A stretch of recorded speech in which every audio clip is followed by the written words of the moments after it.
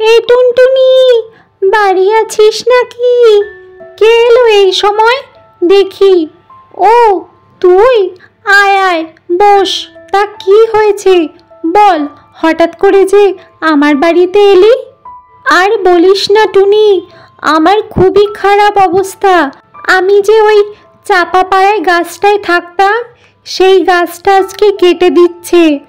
ওইখানে আমার দুটো ডিম ছিল, কয়েকদিনের মধ্যেই ডিমগুলো থেকে ছানা হতো। আমার বাসাটাও ভেঙে গেছে, আর বাসার মধ্যে থাকা ডিমগুলো পড়েও ভেঙে গেছে। আমি যে এখন কি করব বুঝতে পারছি না, কোথায় যাব আমি এখন? তা হঠাৎ করে অতদিনের পুরনো গাছ ওরা ভাঙতে গেল কেন? আসলে ওরা ওইখানে ঘর বানাবে, যার জন্য ওই গাছটা কেটে দিল। কত বড় গাছ ছিল বল, আর কত পাতা ছিল ওই গাছে, অনেক ফল হতো। আমার মতন আরও কত পাখিরা ওই গাছে বাসা বেঁধেছিল। ওই গাছের ফল খেয়েই তো আমরা থাকতাম। হ্যাঁ রে, সবই তো বুঝলাম, কিন্তু এখন তুই কি করবি? বলছি তুই আমাকে কয়দিন থাকতে দে না রে। আমি কয়দিনের মধ্যে একটা গাছ খুঁজে ওর মধ্যে বাসা করে চলে যাব। ততদিন আমাকে এইখানে থাকতে দে। ঠিক আছে ঠিক আছে, তুই এইখানেই থাকিস যতদিন না তোর বাসা তৈরি করতে পারবি।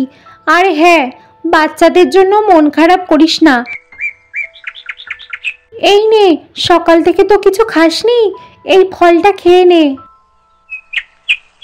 কি রে, এইখানে মন খারাপ করে বসে আছিস কেন? আমার ডিমগুলোর জন্য খুব মন খারাপ করছে রে। জানি না, ওরা যদি থাকতো তাহলে ফুটফুটে দুটো ছানা হতো। এত চিন্তা করিস না, তোর যেটা হবার সেটা হয়ে গেছে।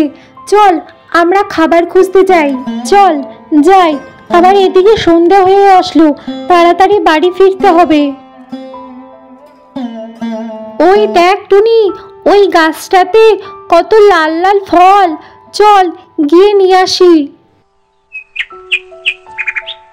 দেখ, আজকে আমরা কত ফল পেয়েছি। তুই আজকে আমার সাথে ছিলি বলে আজকে আমরা এতগুলো ফল পেলাম। আমাদের কয়েকদিন হয়ে যাবে, আর খাবার খোঁজা লাগবে না।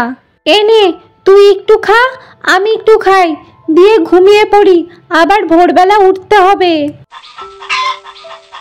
এই টুনি, ওঠ ওঠ, দেখ ভোর হয়ে গেছে। এনে এই চাটা খেয়ে নে। তুই আমার জন্য চা করে এনেছিস? আমি তোর বাড়িতে থাকছি, উল্টে তুই আমার সেবা করছিস। আরে তুই এত ভাবছিস কেন? আজকে যদি আমার এরকম হতো তাহলে কি তুই আমার জন্য করতি না? নে চাটা খেয়ে নে। আচ্ছা শোন, আমি একটু বাইরে গেলাম, দেখি কোনো গাছ পাই নাকি, সেই গাছে বাসা বাঁধবো। টুনি অনেক ঘোরাঘুরি করার পরেও তেমন কোনো গাছ খুঁজে পায় না, আর যেখানে যায় সেইখানে দেখতে থাকে গাছ কাটা হচ্ছে। এমন কোনো গাছ পায় না যেখানে সে বাসা বাঁধতে পারবে। টুনি নিরাশ হয়ে বাড়ি ফিরে আসে। কি হলো, কি হয়েছে? আর বলিস না, একটাও গাছ খুঁজে পেলাম না রে। সবই ছোট ছোট গাছ, আর যে বড় গাছগুলো আছে তারা কিছুদিনের মধ্যেই কেটে ফেলবে। এবার বলতো আমরা কোন দিকে যাব? তুই এত চিন্তা করিস না, তুই তো এখানে ভালোই আছিস, এইখানেই থাক। ঠিক আছে, কিন্তু তোর এই গাছটাও যদি কেটে দেয় তখন কোথায় যাব বল? তুই বা কোথায় যাবি? না না, আমার এই গাছটা কাটবে না। এই গাছটা অনেক দিনের, আর আমার মনে হয় না এইখানে কেউ ঘর বাড়ি করতে আসবে। আর মানুষ এতটাও খারাপ নয় যে সব গাছ কেটে ফেলবে। বুঝলি, ঘোষপাড়ার ওই পারে যে গাছটা আছে না, ওই যে বড় গাছটা, ওই গাছটা এবার কাটতে হবে। কারণ কালকে শহর থেকে একজন এসেছিল, বলছিল একটা ভালো জায়গা দেখাতে। আমি ওই জায়গাটা দেখাতে সে রাজি হয়ে গেল। ওইখানে নাকি একটা কারখানা খুলবে। তা ভাবছি গাছটা কেটে ফেলি এবার। হ্যাঁ হ্যাঁ, তুমি ঠিকই বলেছ, চলো চলো যাই। আরে না, আজকে না, দাঁড়া, কালকে কাটবো। আজকে তো প্রায় বেলা হয়ে আসলো, কালকে সকালে যাব। টুনি, ও টুনি, কোথায় গেলে? তাড়াতাড়ি আসো। হ্যাঁ, কি হয়েছে বলো, এত হাঁপাচ্ছ কেন? তোমার জন্য একটা খারাপ খবর আছে। আমি এক্ষুনি শুনে আসলাম এই গাছটা কাটা হবে। এবার বলো আমরা কি করব? কি বলছো তুমি? তুমি সঠিক শুনেছ, এই গাছটাই কাটা হবে? হ্যাঁ গো, আমি সঠিক শুনেছি। ওরা বলছিল এইখানে কোনো একটা কারখানা তৈরি হবে, তাই কালকেই এই গাছটা কাটতে আসবে। তাহলে এবার আমরা কোথায় যাব? কি বা করব?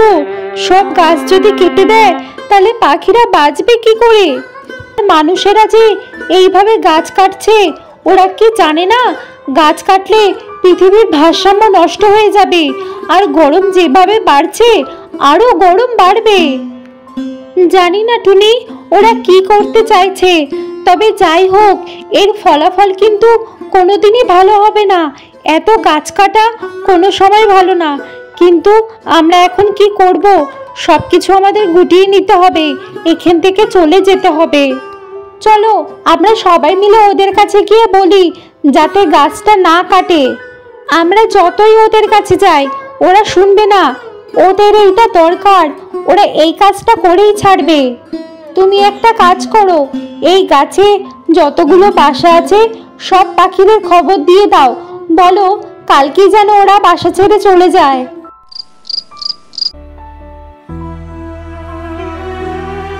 দেখো, গাছটা কেটে দিল, আর ওই যে পাখিটা মারা গেছে।